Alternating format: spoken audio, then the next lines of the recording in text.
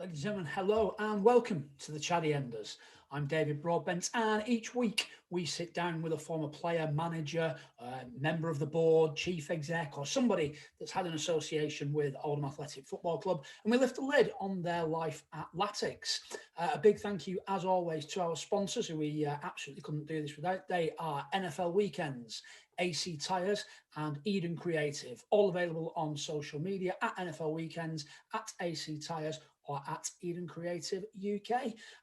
This week, it's been great to get a guest this week. This is obviously the world has started to reopen this week. Relaxations are in there on the restrictions.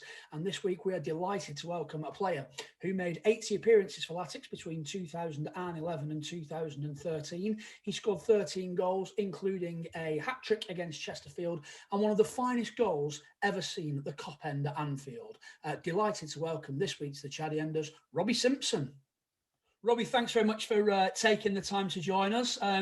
How are you doing? How are you keeping? This week, some rules have relaxed a little bit. How's it affected you? Not too much, really. I mean, it has affected certain aspects of my life, like football, for example. But I've been fairly healthy until this last week. Actually, my daughter went to nursery. Then I got a call literally the day after she went back saying that they've had a COVID outbreak, so I needed to go and get her. Then she got ill. Then I got ill. But we've both been tested and we're both fine. We haven't got COVID, so we just must have been a bug. But yeah, we've been fine up until this past week. So good to know, and good to know you've not got COVID.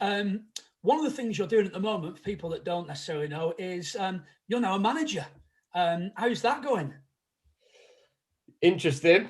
Interesting. Yeah, it's I've never thought about being a manager really, but obviously I sort of went to part-time football after leaving MK Dons, and the manager parted ways, and I was the oldest player in the change room. So naturally they said, will you take over for a few games? And we did okay. We did quite well, and they offered me the job. And first of all, I said no. I said no about 3 times because I had no interest in being a manager. But the longer it went on and the better we did, the more I started to enjoy it. So I thought, why not? Yeah, let's give it a go. If you're enjoying it, then let's do it. So you're at Chelmsford City. Is that National League South? Is that? That's right. Yeah. So we're null and void at the minute. Unfortunately, it's been an absolute shambles. So, a couple of questions about being a manager that are quite sort of random, but I guess I think they're interesting, but they might be quite random anyway. When you became a manager, how did you decide sort of what style of play you wanted in your formation? Did you always have that in mind, or were you just like, right, these are the players I've got, so it's this formation? Yeah, as a player, you always think you know better than the manager sometimes. But like when you lose, you think, oh, I wouldn't have done that if I was a manager. So I did. Towards the end of my career, I always thought, yeah, if I was a manager, I'd play this or I'd play this. And in actual fact, because I was a player and I thought I knew the players pretty well from being on the pitch with them, I maybe thought to myself, right, I know how to get the best out of them. I know what position to play to get the best out of them. And I always probably because I never had that much pace, I always like to play 2 strikers up front. So if I played, someone else could do my running and I could just stand there and be a target man. So I always like to play 2 up top, and then that kind of limits your formations, especially at our level, you want to keep bodies in the middle of the pitch. So if you want to keep at least 3 bodies in the middle of the pitch and keep 2 up front, basically means that you could play 3-5-2 or a diamond. So that's why I began to play either one of those 2. But it soon did adapt, really, because I realised I wasn't playing and people could run. So we played 4-2-3-1 a few times, and that's kind of a formation that is quite simple and people get. It's like the old 4-4-2, isn't it? Everyone knows how to play 4-4-2 back when I started playing, but now everyone knows how to play 4-2-3-1. So it's, yeah, you got to be adaptable, Broader. You got to be adaptable in this game. And what do you wear on the touchline? Are you a tracksuit manager? Are you suited up, or are you? Didn't you have some time under Paul Tisdale at Exeter? Have you got a cravat and all that sort of thing going on? Well, selfishly, I'm still registered to play, so I put myself on the bench broadly just in case we need a goal last 5 minutes. So I'm kitted up with a tracksuit over the top. Yeah, Nice. but that might change. That might change moving forward. So you Might get a little beret on.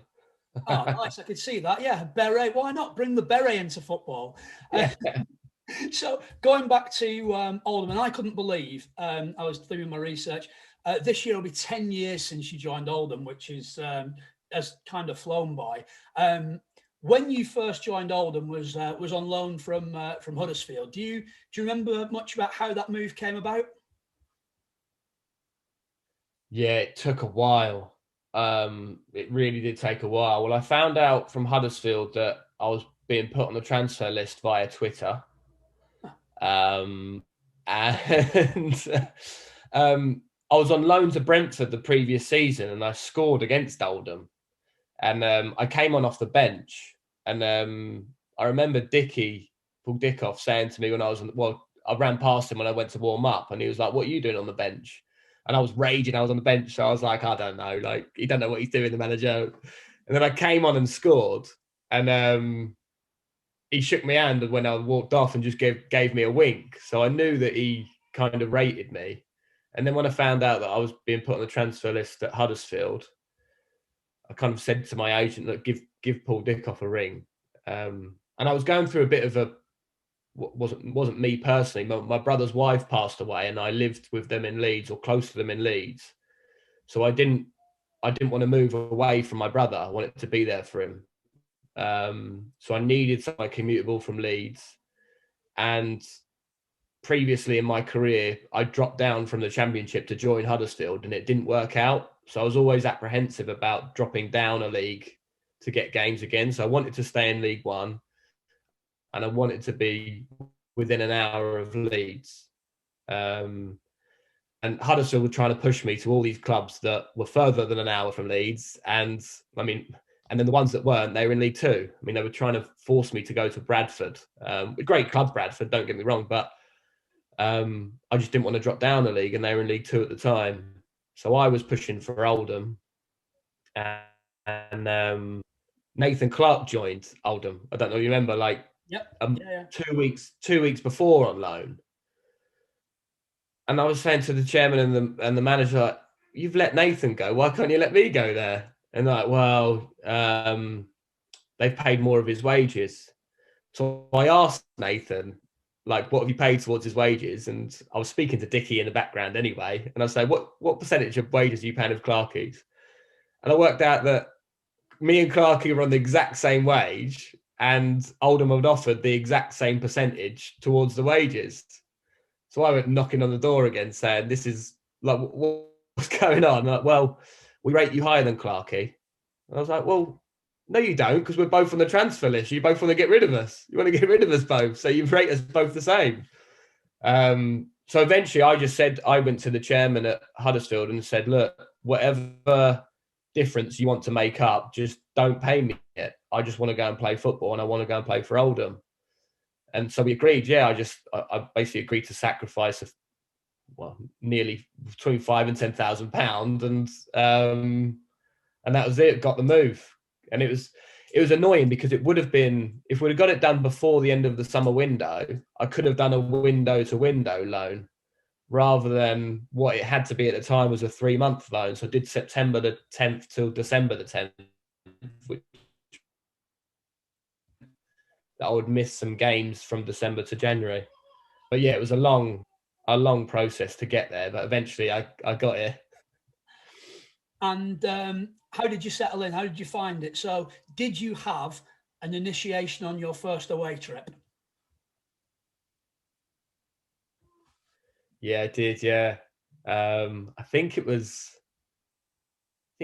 either Colchester away or Leyton Orient away. I remember it being down in Essex, one of those two. But yeah, I remember singing in the hotel. Yeah. Yeah, it was nerve-wracking. I hate them, to be honest with you. Absolutely hate those initiation songs. Who was your first roommate when you were at Lassix? It was, I think it was Clarkey. I think it was Nathan Clark.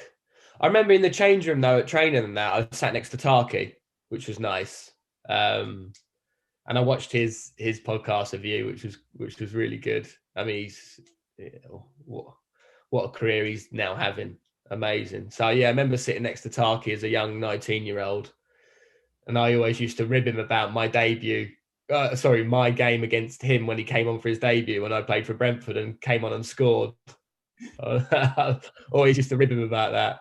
But yeah, what a great lad. So, but I think Clarkey was my roommate initially. Yeah, Nathan Clark, and then it became Matt Smith, I think, who again has had a great career.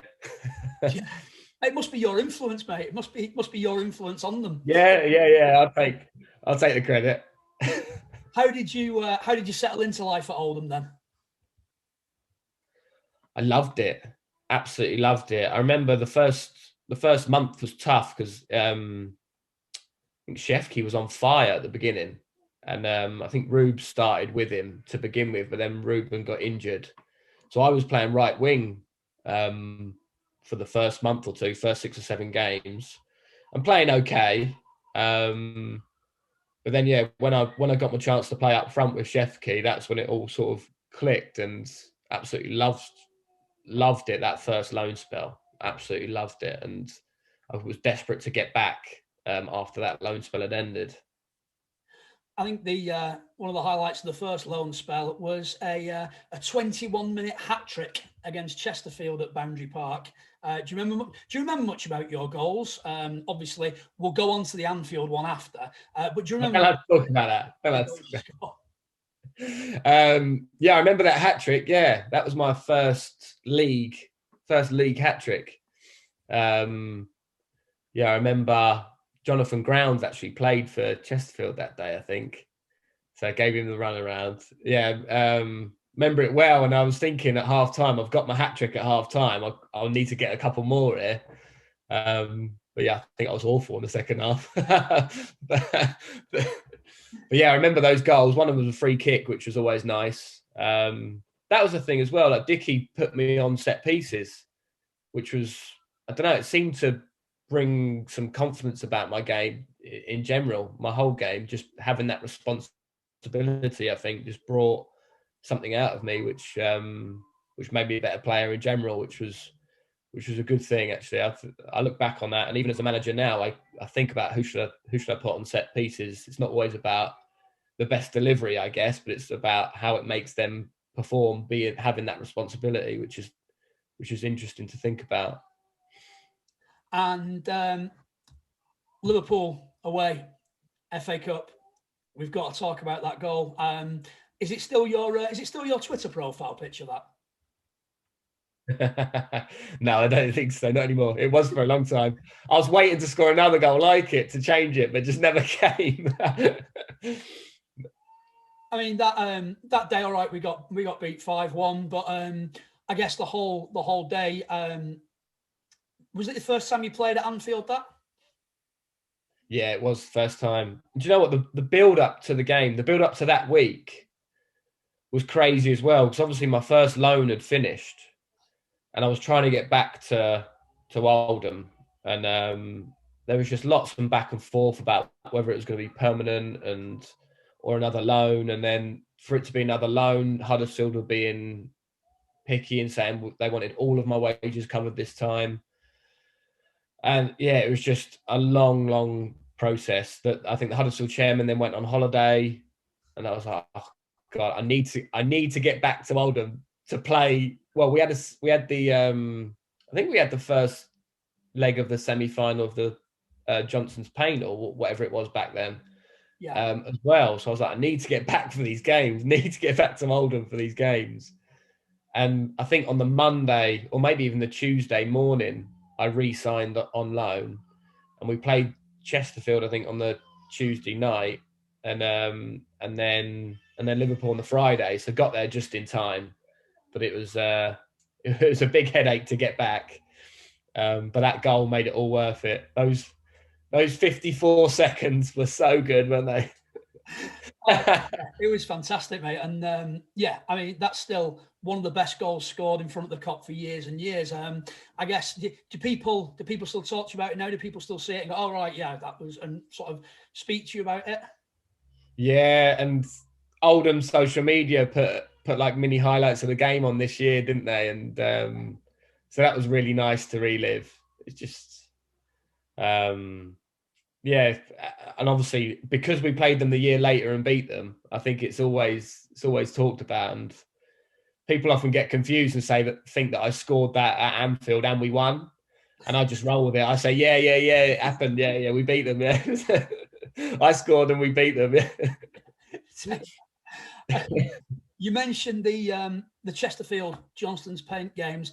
I was at both of those games, and still now, the best part of over 9 years on, I still have no idea how we didn't get to Wembley over those two games. Tommy Lee in the Chesterfield goal was unbelievable for two 90-minute matches. Yeah, it was crazy, wasn't it? We absolutely battered them. But yeah, it was gutting, that really gutting. I don't think we got over that, because after obviously losing to Liverpool and then losing that, we spiraled really in our league form. And, but yeah, it was a really tough one to take. Really tough. We deserved so much more. And it was gutting, everyone wants to play at Wembley, and I don't think any of our lads had at the time. So it was proper gutting. And at that point, of course, your move is then permanent. Was there ever any doubt? Were there any other options that you had at the time, or was it Oldham was where you wanted to be at that stage in your career? Yeah, no, it was, and it was actually the second loan that turned to permanent it was a loan to be made permanent, so it wasn't any doubt in that whatsoever. It was done when the loan was done. So yeah, it was never any doubt. And in the summer, I did have some interest to move on, but I always wanted to stay. And Bradford were back in again, but I actually turned down a lot more money from Bradford to stay at Oldham. And Bradford, I think, was still in League Two at that time, which was really my main reason. But yeah, I mean, we thought that we'd found a formula, and Dickie was quite confident that we'd do well the following season, and in the cups we did, but we didn't in the league, unfortunately, and it cost him his job. It was a strange one, wasn't it? Because going into 2012-13, you look at the players that we had, and there were players that raised their game for cup matches, but for some reason just didn't really do it in the league. Any kind of idea why that might have been, or? No, to be honest with you, no idea. No idea. We had, like you say, we had great players, really good players. It goes that way in football, I guess, sometimes, that it just doesn't work for you, and then when you get in the habit, really, of perhaps playing well but not winning, it then drags on you, and you become more anxious, and you don't take your chances, or you're liable to a mistake at the back, and it just goes on and on and on. It's really tough to break that cycle, and we were in that cycle. And we thought that the cup games would be a release, we'd do well, and then it would kickstart our league form, but it never did. It was a long, tough season in the league, and thank God we had those cup runs. Otherwise, it really would have been a bad situation, not only for players but obviously for the fans as well. The first big game in the cup that year, Forest away.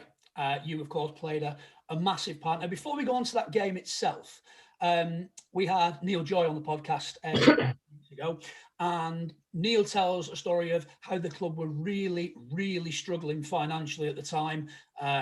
Simon Corney was kind of doing everything he could to make sure people got paid. Were you, as players, aware of how important that Forest game actually was to the club? Not before it, no. I mean, we got paid late on many occasions. Just being totally honest, we did, and so we knew the club were, and there was always talk of administration and stuff. So we knew as players that the club financially were in trouble. I don't think we really, I guess the older players maybe had a thought of like the club needs this cup money. But the younger players wouldn't have. But we didn't realise maybe how important it was, having spoken to like Neil Joy at the time, who knew how important the money was. Maybe we didn't realise it was that important. But I remember I was midway through an interview after the game, after that Forest game, and I just see Simon Corney out of the corner of my eye sprinting towards me, and he jumped all over me, like kissing my face. And I was like, yeah, maybe it was quite important. We won. So going back to that actual game, I was the time I was behind the goal with one of the sort of 4,000 behind the goal that day. 1-0 down at half time, and things weren't looking great. I don't think anyone in the stadium would have predicted what happened in the second half. Was there anything sort of at half time that stands out that kind of sparked that turnaround? Yeah, we changed formation. We they started with a 3 at the back, and I remember I started centre midfield that day, and we just couldn't get anywhere near them. We were just chasing shadows. They were popping it around us. I think me and Firms looked to each other in centre mid and thought, we haven't touched the ball here. And when we get it, we've got no options whatsoever. It was almost like we were playing with a man down from the start. It was so bad. But I don't think we were bad. I think they were just that good. And then at half time, I think by that time, Dickie's staff had gone, and it was just him and Tony Philiskirk. And him and Tony Philiskirk, I think, came up with a plan second half, basically to just go man for man against them. So we went three right up against their 3, went man for man in midfield, and basically just tried to take it to them. And it worked, it unsettled them. Like Big Smudge, I remember up against their captain at the back, I think Danny Collins just bullied him. And then we had Jose's quality running riot, and I was kind of picking up holes really further forward rather than being as a deep centre midfielder. And I think we had a 20-minute spell where they couldn't get out of their box, let alone their half. And it was great to be part of, obviously, because we had, again, a great away following behind that goal. Was amazing.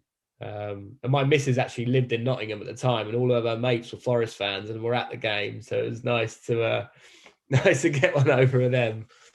But yeah, that day was up there with one of my favourite days in football, that away day. So we scored 3 goals in 7 minutes. You got 2 of them. Do you remember much about those goals? Yeah, I remember my first being from quite long range, and I remember it was a good strike, but I didn't mean to curl it, but it kind of curled away from the keeper and snuck in the bottom corner. And then my second, I remember it was a great run by Firms down the right, and I don't think he's even looked, but he just stuck it in the box, and I've like timed my run, and I don't know how I got my neck on it, but I remember just like go gadget neck and heading it back across the goalie, and it just felt like slow motion. And I think all our fans thought that I'd headed it over because they started moaning that I'd missed, I think. And then suddenly it drops in, and they all just went, "Oh my God, it's gone in," and then started erupting. It was a surreal moment. It was like slow motion. And then Jose scores a free kick, and that was pretty much game. Well, we thought it was game done, and then they scored late on, and it was a bit nervy. And obviously, beating Forest brought Liverpool to Boundary Park. What a mad week that was in the build-up to it. I remember we had, at one point that week, we were dragging the FA Cup round on a sledge because of all the snow. I think Chris Bailey, who was ground staff here, no, Chris was looking after the pitch. I think he slept there the night before under the sort under of the bubble thing that we had, just to make sure that the game went ahead. It was kind of a ridiculous week in the build-up because the weather was awful, and I mean it's just crazy times in that sort of lead-up, because stuff that that just didn't happen at Oldham. And so we had the FA Cup there, we had TV there every day. It was quite a sort of eye opener, wasn't it? Yeah, it was proper ice station zebra then, wasn't it? Yeah, we had this bubble came from nowhere. I think they were desperate that this game was not going to get called off. So that bubble came from absolutely nowhere. I don't think we could train all week because of the snow. Don't think we even trained, which was mad. Might have had a snowball fight. That was about it. Yeah, it was crazy. And we were all doing, I remember the top box where you used to host the sponsors. That was full of media one day. And we spent about 3 hours just moving from person to person, a different media outlet. And it was, it was exciting, wasn't it? It was a real buzz around the place. It was great. We needed it because of the league form, but it was, it was great.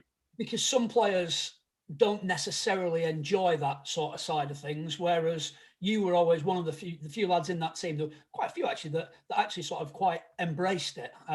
You've always been sort of fairly comfortable with that side of things, haven't you? Yeah, we loved it. I think the majority of us loved it. I think there was a few of the younger lads that maybe got a bit nervous, but yeah, we loved it, and I think it brought the best out of us as a team. Really, it did, and I think we learned from that second half at Forest how to play against Liverpool, and we just really wanted to make Boundary Park a horrible place to come. And I don't think Liverpool knew what hit them in that first half. Oh, it was absolutely crazy. I mean, for me, I think the moment I thought we had a chance was before the game in the tunnel. Liverpool had just got there. It was a late January tea time kickoff, and I was stood in the tunnel as you saw the Liverpool players go down. You arrive at a game and then you have a wander onto the pitch to sort of inspect it. And walking back up the tunnel, Luis Suarez was walking back up with Sebastian Coates, who I'm sure now has nightmares about Matt Smith. And they were both zipping their coats up, putting their hoods up, and you just thought, they don't really fancy this. And from that point, you thought, we've got a chance here. But what do you remember about the game itself? I remember my first bit of action. The ball got played back to Joe Allen, I think, and I've just gone at him, and I've left one on him, and still to this day, actually, I don't know how he carried on because I felt his ankle like go, and he's giving me this look as if, what have you just done? I was worried. The ref didn't even give a foul, but it was probably sending off. So I remember that, and then, like you say, I remember Smudge bullying that Coates, absolutely bullying him. And then Yusuf and Winch just running riot. They were just running everywhere. And Jose was kind of keeping control in the middle. Crofty was claiming passes when he was shooting. He still maintains that he always says that if I would have tried to shoot, I'd have scored. Well, having known Lee Croft very well and knowing his goal-scoring record, yeah, that was a shot. Yeah. I swear he was. We'll probably get onto it, but the Everton game as well, it was a shot for Jordan to beat his goal. It was a shot. He's a character. He's a character. But yeah, that game was. I remember. Was it Brad Jones, the keeper? He had a bit of a mare, didn't he? He spilt one, and I went in on him, and he got a bit nervous and started spilling more and more. But it was just a day that we made it.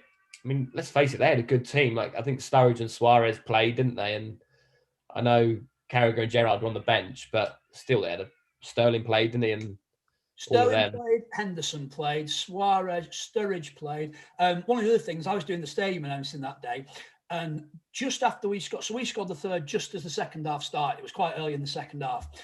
Less than 10 minutes in the second half, as Gerrard's about to come on, he's sat on the bench at the top. Brendan Rodgers is at the bottom, stood by the touchline, and Gerrard just shouts down, "Gaffer, put me on now." And within a minute, Gerrard was on. Really? That's amazing. That's amazing, yeah. Our third was crucial, really, wasn't it? Reece Wabara, what a header. great run by Winch down the left. And then Reece Barra came up with an unbelievable header. I don't know what he was doing up there. He was playing right back. He was doing Crofty's running. That's what he was doing. Yeah, he was. Yeah. Oh, what a header! Yeah, what a day. How was the night that night? I imagine. Well, I know there were some celebrations that night. Yeah, I can't remember those. I can't remember those.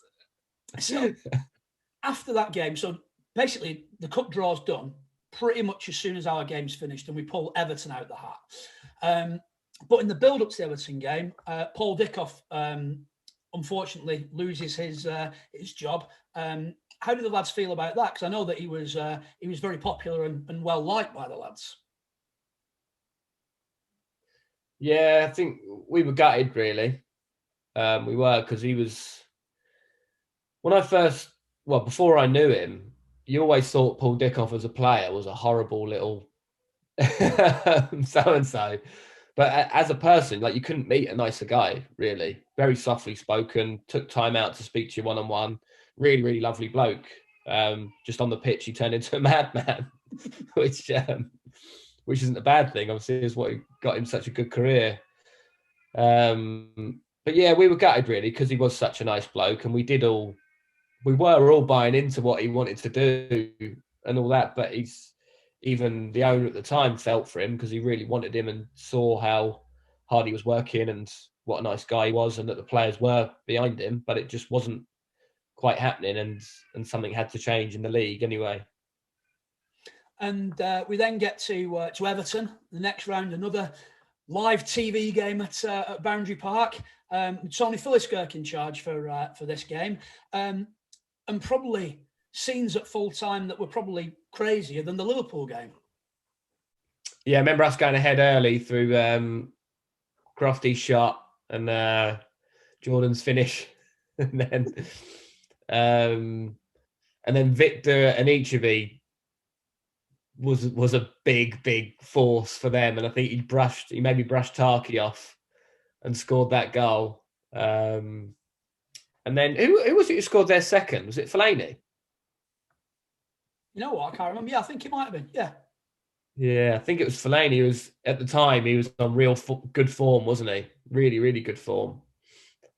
And then I have a chance, don't I? I made a run. I've come on off the bench left wing, and I've made a run off the line, and Tarky's picked me out with a great ball in behind. And still to this day, I still think I did everything right. Like, I've had a great first touch. I've thought about my shot, like, don't hit it over. I've hit it into the ground. And in theory, I should score, really. But it was a good save. And still to this day, I don't think I'd have done too much different. It was a good save by Tim Howard. And I thought that was the chance gone to equalise. But then we get a corner really late on, get a corner, and big smudge. Well, I think Boozy almost handballs it into the net, and it misses Boozy's hands somehow, thank God. And big smudge is there to power it home. I think it was one of those that it's a good job VAR wasn't there that day, because I think Boozy's gone in and piled about 3 of their defenders out the way. I think I look back at that goal, and I still don't know how it wasn't disallowed, if I'm being honest. I mean, delighted it wasn't, because, again, crazy scenes, another pitch invasion, and, crazy scenes at Boundary Park. Yeah, it was class. It was class. And then the replay down at Goodison didn't go our way, but we gave a pretty good account of ourselves there. Yeah, again, me and Smudge started on the bench, and I know me and Smudge were talking after the first game when we both came off the bench and had a good impact, that we felt we should have been brought on earlier or started. And so we were disappointed on the night. And then obviously Smudge has come on again and scored, and we've made a bit of an impact. And we almost got nicked another draw, didn't we? But yeah, I think we were proud of our run, weren't we? I think it was always going to be a tough ask to beat them at their place. But yeah, I think me and Smudge quite often talked that what if we'd have brought on a bit earlier, it might have been different. But it was something to I mean, we still talk about it today, don't we? And I'm sure Latics fans talk about it today. So it was something to cherish for a long time, that cup run. And shortly after it, there's a managerial change, and Lee Johnson comes in. Did you know much about Lee before he came in? Did you know him at all? Or I played against him once, I think, for when he played for Bristol City when I was at Coventry in the Championship. And I remember him being a little mouthy in the middle of the pitch in centre mid. Yeah, but he came in and he was a breath of fresh air, really. He was good. You could tell that he was still young. He had plenty of ideas that he wanted to get across to us. And I think some were a little far-fetched, certainly to begin with. But he just stuck to them. And if you bought into them and carried on getting better at them, we ended up playing some really good football by the end. And he brought in a few players like Bobby Reid, who is obviously playing in the Premier League now, doing great, and Corey Smith, and we had a good young mixture of young and old actually towards the end of that season, and we were in a relegation battle and we ended up surviving quite easily. I was very proud that he gave me the captain's armband for 3 of those games when Wezzo done his shoulder and Firms had obviously left to Doncaster. He gave me the captain's armband, and that was a really, really proud moment for me. It's the first time I'd been captain, and it was amazing leading that team to a. Well, I think I was captain for 3 games, and we won all 3, including against Yeovil at the time, who were, I think they were top of the league at that time. So yeah, it was great. It was a really proud moment. I'll always thank him for that, and I keep in contact with him now actually. On the odd occasion, either on LinkedIn or via text, which is always nice. But he's had a good career as a manager, and he'll continue having one. And do you, when you were put as captain, do you do anything different? Did it change your sort of match day approach at all?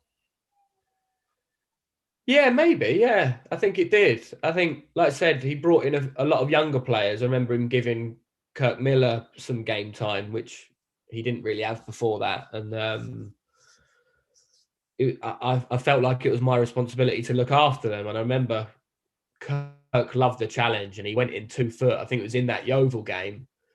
And I ran over and I thought, I've got to do something here to distract the ref from what Kirk had just done, which was pretty much GBH.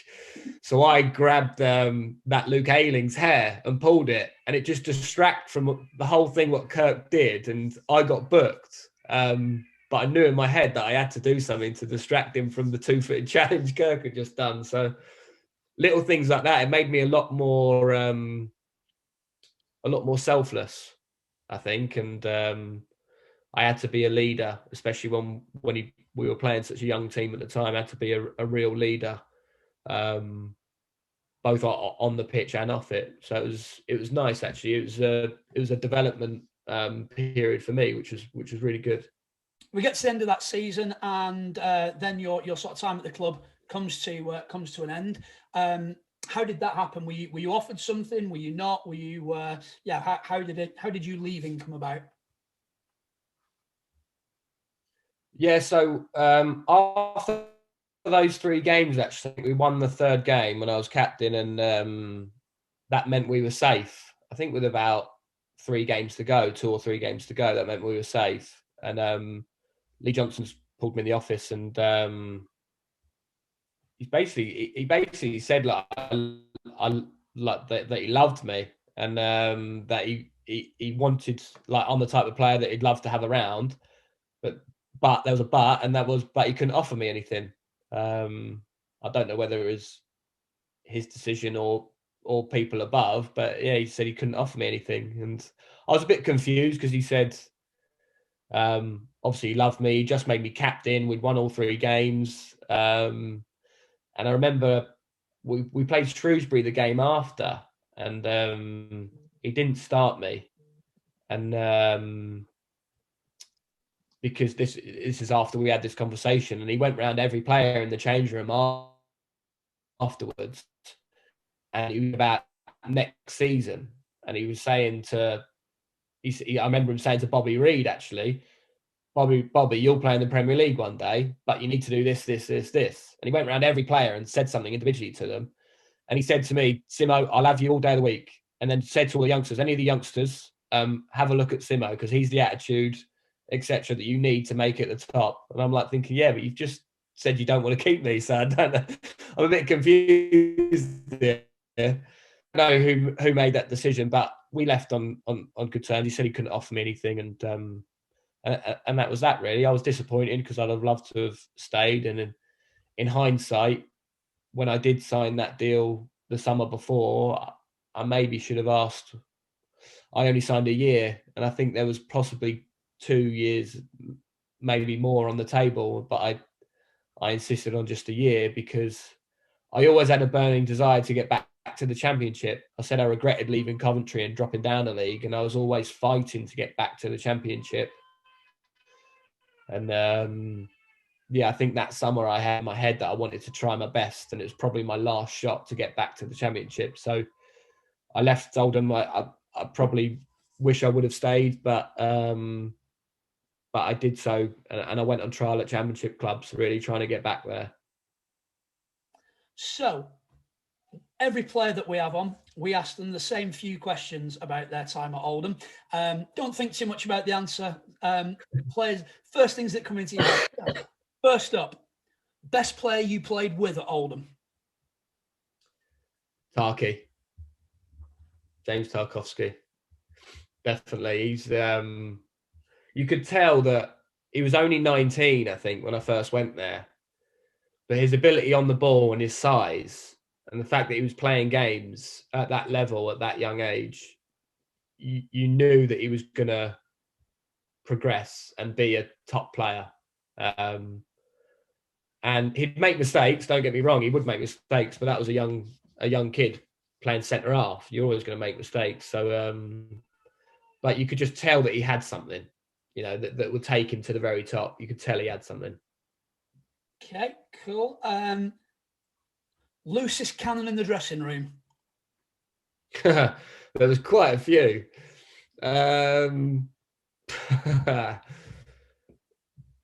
God, the Irish lads are up there.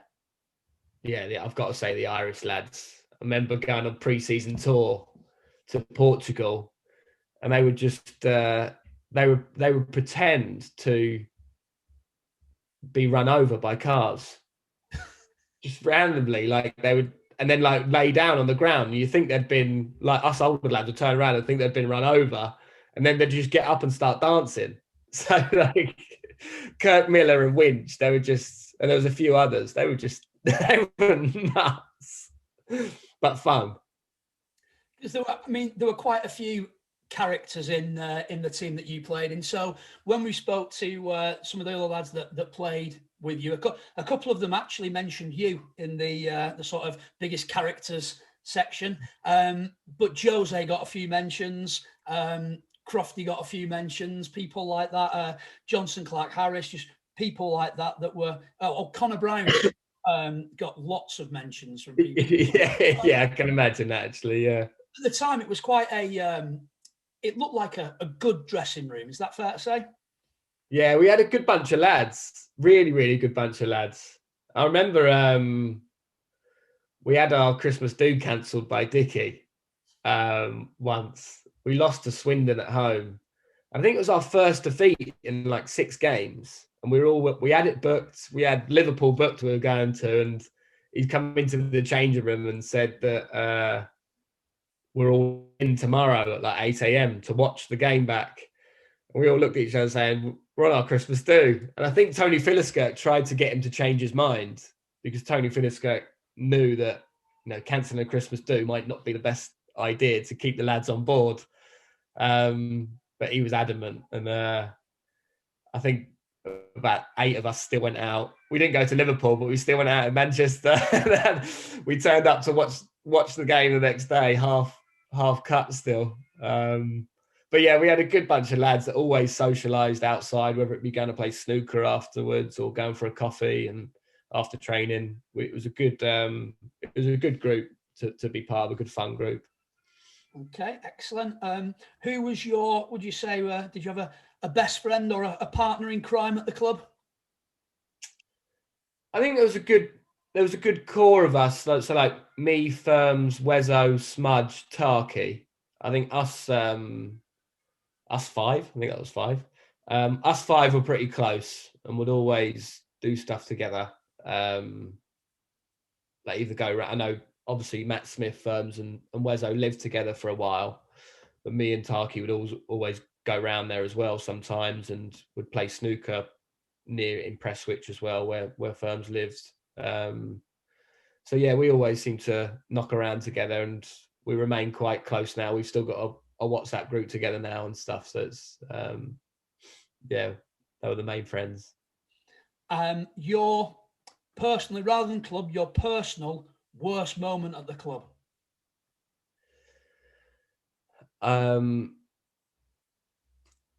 It's either losing that semi-final second leg to Chesterfield, where I think I just collapsed on the pitch at the end of the game.